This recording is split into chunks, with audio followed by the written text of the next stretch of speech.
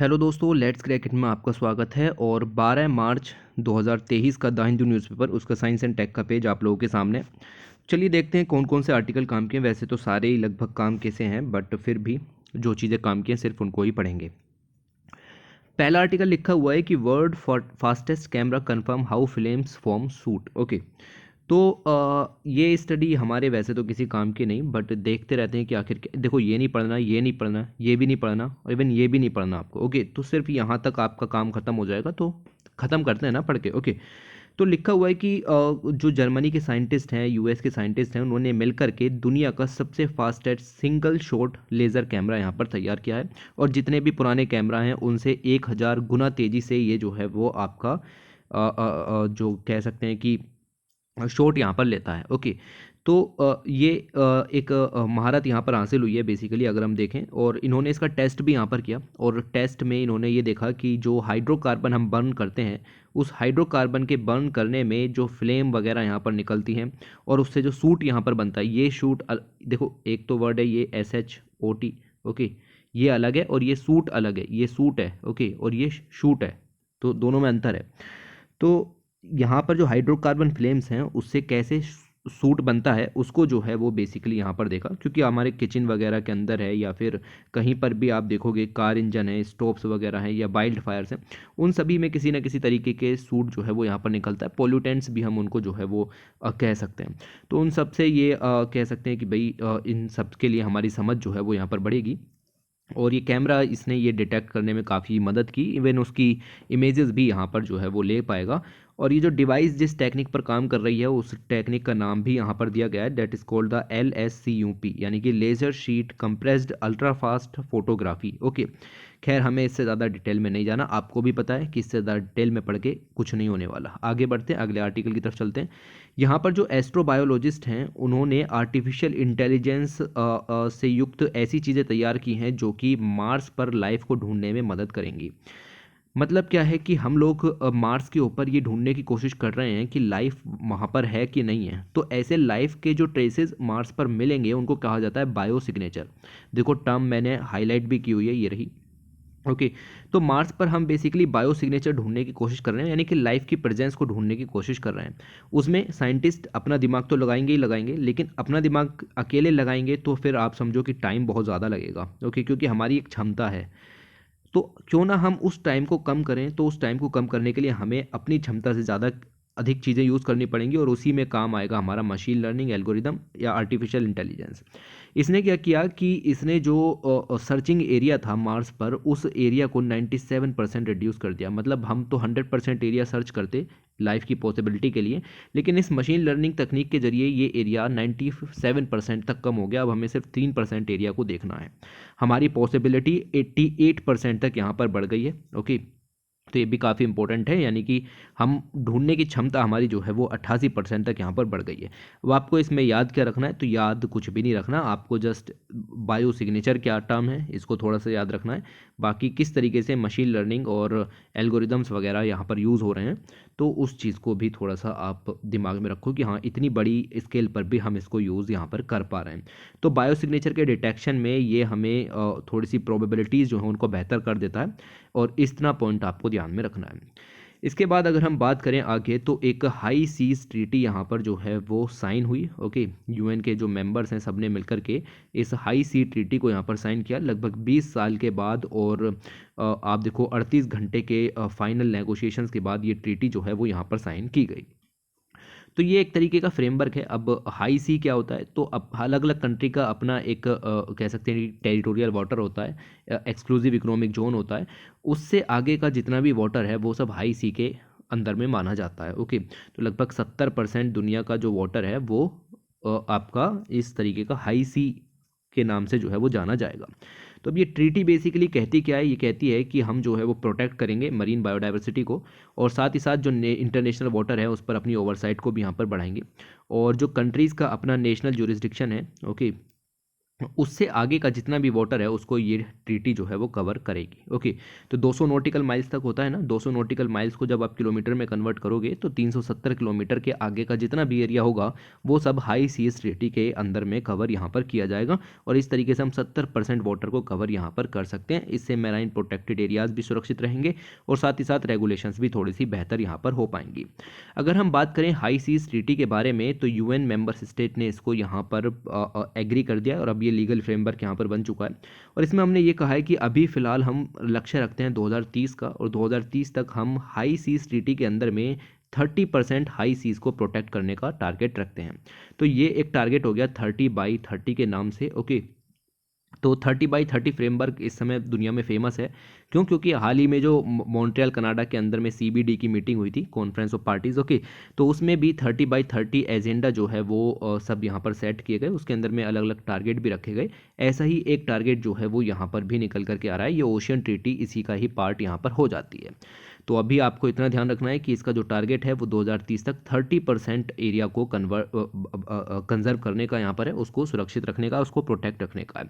वैसे हमने CBD की इस कॉन्फ्रेंस ऑफ पार्टीज मीटिंग में ये बात कही थी कि हम दुनिया के 30% लैंड एरिया को और 30% सी एरिया को प्रोटेक्ट करेंगे। तो लैंड एरिया के लिए तो हमारे पास काफ़ी सारी और लाइक ट्रीटीज़ मौजूद हैं, से जैसे कि डेजर्टिफिकेशन से कॉम्बैट करने के लिए हैं UNCCD। ओके, तो इस तरीके के हैं, लेकिन सीज़ के लिए बहुत ज़्यादा ट्रीटीज़ नहीं है, इसीलिए ये जो है वो आपकी एक सक्सेसफुल जो है वो आप ट्रीटीज़ को काउंट कर सकते हैं। तो आप देखो कि ये हाई सी, जितना भी ये ब्लू कलर का एरिया दिख रहा है, ये सब हाई सी के अंदर में आ जाएगा। बाकी जो वाइट कलर का एरिया आपको दिख रहा है वो एक्सक्लूसिव इकोनॉमिक जोन है, जो कि 200 नॉटिकल माइल तक का फैला हुआ होता है। 70% ओशन कवर हो जाएंगे, और ओशियंस का काफ़ी इंपॉर्टेंस है। 90% तक हीट को एब्जॉर्ब करते हैं, एनवायरनमेंट को थोड़ा कूल रखने में मदद करते हैं। और CO2 का जो O2 CO2 इनका जो एटमॉस्फेरिक एक्सचेंज होता है उसमें भी मदद यहाँ पर करते हैं। तो इस तरीके से ये ट्रीटी काफ़ी इंपॉर्टेंट हो जाती है। और इसके अलावा आप देखो कि स्पीसीज़ का एक्सटेंशन भी बहुत तेज़ी से हो रहा है। कोरल रीफ्स हैं, शार्क्स हैं, रेज हैं, फिशेज़ हैं, मोलस्क हैं, ग्रीन एल्गी हैं, इन सब के एक्सटेंशन के थ्रेट लगातार बढ़ रहे हैं। तो वो थ्रेट भी हम कम कर सकते हैं जब हम हाई सीज़ को प्रोटेक्ट रखेंगे, तो ये स्पीसीज़ भी जो हैं वो अपने आप में प्रोटेक्ट रहेंगी। ओके, तो ये सब पॉइंट जो हैं वो आपको ध्यान में रखने हैं। इसके बाद आगे चलते हैं। अगला आर्टिकल लिखा हुआ है कि cases of diabetes, high blood cholesterol rising globally.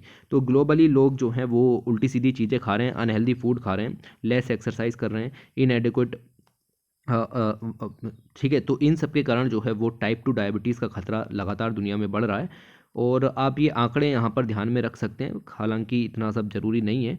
जो family health survey, national family health survey के डाटा आते हैं उनको याद रखो, बाकी इसको इग्नोर मारने की कोशिश करो। ओके, तो मतलब ये है कि हाँ भाई, टाइप 2 डायबिटीज़ वगैरह के खतरे जो हैं वो सब यहाँ पर बढ़ रहे हैं। अभी इंपॉर्टेंट ये हो जाता है कि आपको टाइप 1 टाइप 2 डायबिटीज़ में अंतर स्पेशली पता होना चाहिए। देखो, टाइप 1 डायबिटीज़ की अगर हम बात करें तो जुवेनाइल स्टेज से ही होनी शुरू हो जाती है, लेकिन टाइप 2 डायबिटीज़ के लिए एक पर्टिकुलर एज जो है वो आपको देखनी पड़ेगी कि उस एज के बाद ही आपको टाइप 2 डिजीज़ यहाँ पर होती है। Okay, diabetes. ओके, इसके अलावा अगर हम बात करें तो इसमें आपका पैनक्रियाज बिल्कुल भी फंक्शन नहीं करता टाइप 1 के अंदर में, जबकि टाइप 2 में आपका पैनक्रियाज काम करता है, लेकिन थोड़ा काम करता है। ओके, अब जब पैनक्रियाज काम ही नहीं करेगा तो इंसुलिन प्रोड्यूस होगी ही नहीं। अब टाइप 1 के अंदर ऑब्वियसली। ओके, टाइप 2 के अंदर देखें, अगर पार्शली फंक्शन कर रहा है तो कुछ ना कुछ इंसुलिन तो यहाँ पर निकल करके आएगी। अब कुछ इंसुलिन निकल रही है यानी आपका काम चल सकता है, और आप इसको इंसुलिन को पूरा भी प्रोड्यूस कर सकते हो अगर आप अपने लाइफ स्टाइल में थोड़े से चेंजेस कर दें तो।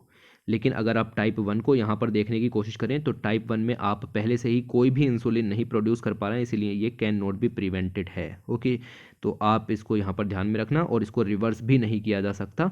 और टाइप 2 को अगर आप डायग्नोस कर लें तो आप उसको रिवर्स भी यहाँ पर कर सकते हैं। ओके, तो भाई ये थोड़ी बहुत चीज़ें यहाँ पर ध्यान में रखो। सिम्टम्स लगभग कॉमन यहाँ पर निकल करके आते हैं, उधर जाने की ज़रूरत आपको नहीं पड़ेगी। खैर, ये थोड़ी सी चीज़ें आपको पता होनी चाहिए थी, उसी के लिए आर्टिकल को छेड़ा है। बाकी अगर हम आगे चलें तो अगले आर्टिकल्स में लिखा हुआ है कि no neutralising antibodies after Japanese encephalitis vaccination. Okay, तो हम बात कर रहे हैं JE की, यानी कि जैपनीज़ एंसेफेलाइटिस की। ओके, और इसके अगेंस्ट वैक्सीनेशन जो है वो लगातार किया जा रहा है, लेकिन वैक्सीनेशन का कुछ ज़्यादा असर दिख नहीं रहा है, क्योंकि जो एंटीबॉडीज़ जितनी बननी चाहिए न्यूट्रलाइज करने वाली, वो उतनी बन नहीं रही हैं। तो ये वर्ड जो लिखा हुआ है ना शुरू में, नो, तो ये ही थोड़ा सा डिसाइडिंग वर्ड है कि हम आर्टिकल के अंदर में क्या पढ़ने वाले हैं। अब पूरा आर्टिकल पढ़ने की ज़रूरत नहीं है, पूरे आर्टिकल का 1000-2000 वर्ड का आर्टिकल दिया है, हमारे किसी काम का नहीं। थोड़ा सा देखने की कोशिश करते हैं कि क्या बातें जो है वो यहाँ पर की जा रही हैं। अगर हम बात करें जैपनीज़ एन्सेफेलाइटिस की, तो ये इंडिया में बहुत सारी जगह से रिपोर्ट किया गया है। ओके, स्पेशली अगर हम बात करें तो एक रीज़न जो इसके लिए खास है उत्तर प्रदेश का, ईस्टर्न उत्तर प्रदेश के अंदर में गोरखपुर रीजन है, वहाँ पर इस डिज़ीज़ का बर्डन काफ़ी ज़्यादा है, तो आपको थोड़ा सा ध्यान में रखना है। इसके लिए इम्यूनाइजेशन प्रोग्राम शुरू किया गया था, और इम्यूनाइजेशन प्रोग्राम में हमने चाइना से आई हुई वैक्सीन उसको यहाँ पर चिल्ड्रंस में लगाना शुरू किया 2006 में। ओके, 11 एंडेमिक रीजन्स में इसको लगाना शुरू किया, और फिर धीरे धीरे हमने इसको 2011 में 181 रीजन्स डिस्ट्रिक्ट में लगाना शुरू किया, और यूनिवर्सल जो इम्यूनाइजेशन प्रोग्राम चलते हैं इंडिया के, उनके अंदर में हमने इसको कह दिया कि ये चाइनीज़ वैक्सीन, इसको हम जो है वो लगाएंगे। ओके, तो ये चीज़ें हैं। पहले हमने एक डोज दी, लेकिन फिर दो है वो 2 डोजेज़ के साथ में इसको हमने यहाँ पर शुरू किया डेस्पाइट वैक्सीनेशन। अब ये चाइनीज़ वाली जो वैक्सीन है वो हम यहाँ पर लगाते रहे 2006, 2011, 2013 हम लगाते रहे, लेकिन उसके बाद भी आप देखो कि ये जो रीजन्स हैं वहाँ पर आउटब्रेक के केसेस निकल करके आते रहे। तो अब इसके ऊपर स्टडी हुई कि आखिर ये चाइनीज़ वैक्सीन ने कुछ असर दिखाया भी कि नहीं भी दिखाया। तो ये स्टडी हुई, इतने बच्चों पर स्टडी की गई, मत पढ़ो, ठीक है। उसमें से 98% children who receive the vaccine, उनके अंदर में एंटीबॉडीज़ बनी ही नहीं अगेंस्ट द वायरस। इसका मतलब ये चाइनीज़ वैक्सीन फेल नज़र आती है। ओके, क्योंकि 98% चिल्ड्रंस को बचा ही नहीं पा रही है, तो 2% को बचाने के लिए हम चाइना के ऊपर इतना ज़्यादा डिपेंडेंट नहीं रह सकते। ओके, इसको पढ़ने की ज़रूरत नहीं है। चिल्ड्रंस जो गोरखपुर रीजन के हैं वो ज़्यादा वल्नरेबल है इन्फेक्शन के लिए। ओके, और वहाँ पर कंडीशन पहले से ही ख़राब है, तो और ज़्यादा वर्स, क्योंकि वैक्सीन की एफिकेसी भी नज़र नहीं आती, इसीलिए ये चीज़ नज़र आती है। और स्टडी ने इस चीज़ को देखा कि इम्यून रेस्पॉन्स जनरेट नहीं हो रहा है। चाइनीज़ वैक्सीन का नाम भी दिया गया है SA-1414-2। इसकी 2 डोजेज़ देने के बाद भी एंटीबॉडी शरीर के अंदर में नहीं बन पा रही हैं। इतना सा पॉइंट याद रखना है, ज़्यादा डिटेल में जाने की ज़रूरत नहीं है कि ये कितने परसेंट है, ये कितने परसेंट है। Okay, that's all. तो ये वैक्सीन का नाम है, इसको देने के बाद भी 2 डोजेज़ देने के बाद भी हम जो डिज़ायर्ड एंटीबॉडीज़ हैं, या जितने बच्चों को बचाना चाहते हैं ओके इस बीमारी से, तो वो नहीं हो पा रहा है। तो ये काफ़ी बड़ी दिक्कत यहाँ पर है। लेकिन इंडिया की जो भारत बायोटेक है, उसने भी अपनी एक वैक्सीन बनाई हुई है जिसका नाम है ज़ैनवैक। ओके, तो ज़ैनवैक जो वैक्सीन है, इसके लिए भी ट्रायल कंडक्ट किए गए, देखे गए कि भाई ये कितनी सक्सेसफुल है, और ये जो है वो कोलैबोरेशन भारत बायोटेक और NIV पुणे के बीच में था। ओके, इन्होंने कहा कि ये जो वैक्सीन है ज़ैनवैक जो इंडिया में बनी है, ये अच्छा प्रोटेक्शन उपलब्ध कराती है, यानी कि सुपीरियर प्रोटेक्शन उपलब्ध कराती है, और सिंगल डोज के साथ ही ये अच्छा काम यहाँ पर कर सकती है। Okay, Jenvac has been approved as a single dose vaccine. 2 doses of Jenvac are use as a part of universal immunisation programme. तो आपको जस्ट याद रखना है कि हाँ, there is something called Jenvac, किस काम में आ रही है, हमने इसको अप्रूव किया हुआ है, सिंगल डोज से काम हो जाता है। और ये चाइनीज़ वैक्सीन जिसका नाम भी आपको पढ़ने में मुश्किल हो रही है, ये रखा है, वो उससे तो काफ़ी बेहतर है, सुपीरियर प्रोटेक्शन अवेलेबल कराती है। अब जिसको नहीं पता उसको यहाँ पर बता दें कि जो जैपनीज़ एन्सेफेलाइटिस है वो एक वायरस ट्रांसमिटेड डिजीज़ है, और मॉस्किटो की बाइट से यहाँ पर फैलती है। क्यूलेक्स जो मॉस्किटो होता है वो इसका कॉमन वेक्टर है वायरस का, और उसके बाद ये जो है वो मेनली पिग्स या वाटर बर्ड्स के अंदर में अपना रिजर्वोयर तैयार करता है, मतलब इनके अंदर में वायरल लोड एक तरीके से तैयार हो जाता है। फिर इनके कॉन्टैक्ट में कोई भी आएगा तो उसको जैपनीज़ एन्सेफेलाइटिस के केसेस देखने के लिए मिलेंगे। हालांकि एक इंपॉर्टेंट पॉइंट जो यहाँ पर दिया गया है और आपको याद भी रखना है, वो ये है कि इसका पर्सन टू पर्सन ट्रांसमिशन का कोई भी केस नहीं निकल करके आता, ठीक। और अगर आप देखें तो माइल्ड फीवर होता है, इन्फेक्शन होता है, और ज़्यादा सिम्टम्स दिखाई नहीं देते, लेकिन डिटेक्शन जो है वो किया जा सकता है। 250 में से एक इन्फेक्शन सेवियर इलनेस में भी कन्वर्ट हो जाता है। तो इमेज इज़ ब्यूटीफुल, तो आपको इस इमेज के जरिए काफ़ी चीज़ें जो है वो पता लग रही हैं। खैर आगे बढ़ते हैं। लिखा हुआ है the evil effects of deforestation. Deforestation तेज़ी से बढ़ रहा है, जी हाँ बिल्कुल बढ़ रहा है, लगातार पेड़ों का कटान यहाँ पर हो रहा है। WHO ने ये कहा है कि 1990 से 420 मिलियन हेक्टेयर के करीब जो फॉरेस्ट हैं उनको कन्वर्ट कर लिया गया है। मतलब फॉरेस्ट को काट करके आप वहाँ पर एग्रीकल्चर कर रहे हो, इंडस्ट्रीज़ लगा रहे हो, लैंड यूज़ को चेंज कर रहे हो, बायोफ्यूल प्रोडक्शन के लिए कर रहे हो।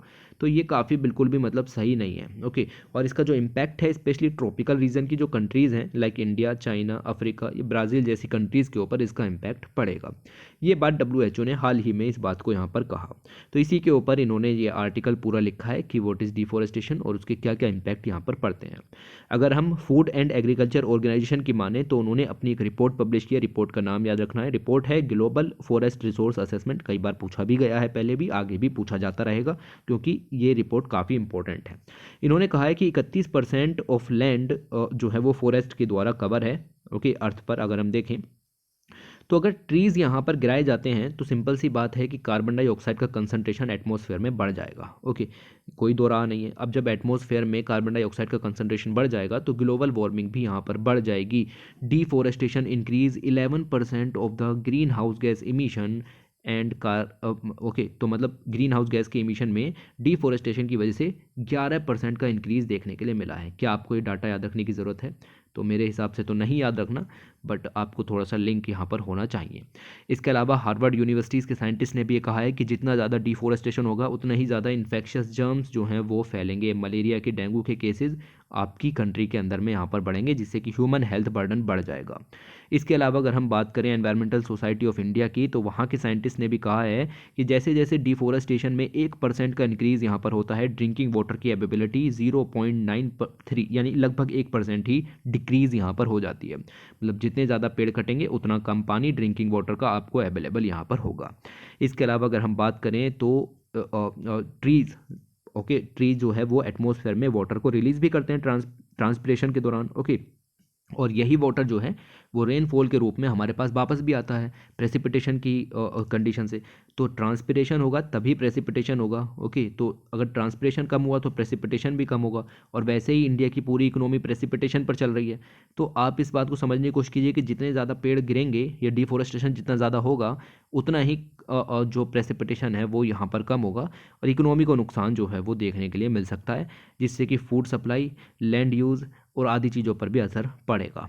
इंडिया की बात करें तो इंडिया में total forest cover 8 lakh square kilometre का है, जो कि कंट्री के टोटल ज्योग्राफिक एरिया का 22% है। नेशनल फॉरेस्ट पॉलिसी के हिसाब से इसको 33% तक लेकर के जाना है।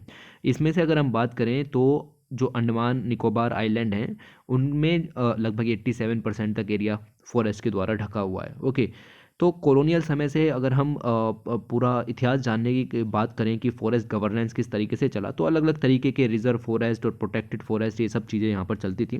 खैर अभी उधर डिटेल में नहीं जा रहे हैं, ये सब चीज़ें हैं। ओके, बट अगर हम देखने की कोशिश करें तो जम्मू कश्मीर, ओके, उत्तराखंड और हिमाचल प्रदेश में जो एरिया दिया गया है फॉरेस्ट कवर का वो इतना यहाँ पर दिया गया है, 21,000, 24,000 और 16,000 square kilometre of forest area.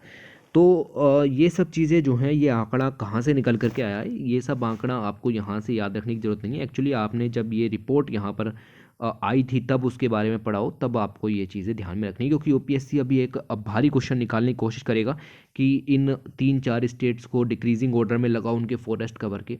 ऐसे क्वेश्चन आए हैं, आप प्रीवियस ईयर क्वेश्चन उठा करके देखेंगे तो आपको पता लगेगा। ओके, तो ये आंकड़ा सभी स्टेट के लिए याद नहीं रखना होता, कुछ जहाँ पर ज़्यादा है कुछ जहाँ पर कम है, या फिर एक ट्रेंड जो कि आपको देखने के लिए मिल सकता है इस इंडेक्स के अंदर में, तो वो फॉलो करने की ज़रूरत है। बाकी सभी को चीज़ों को इग्नोर भी मारने की कोशिश करनी चाहिए। ओके, तो इस तरीके से चीज़ें जो हैं वो आपको यहाँ पर मिलेंगी। इसके अलावा अगर हम बात करें national highways authority of India NHAI की, तो उन्होंने ये कहा है कि भाई जो NH 163 है उसके 45 किलोमीटर के स्ट्रेच में हम जो है वो कह सकते हैं कि बनियान के ट्रीज़ जो है वो यहाँ पर लगाएंगे। ओके, तो सॉरी, यहाँ पर लगाएंगे नहीं, ये तो डिफॉरेस्टेशन करने की बात चल रही है। एक बार इसको पूरा पढ़ते हैं तब जाके पता लगेगा कि आखिर मुद्दा क्या है।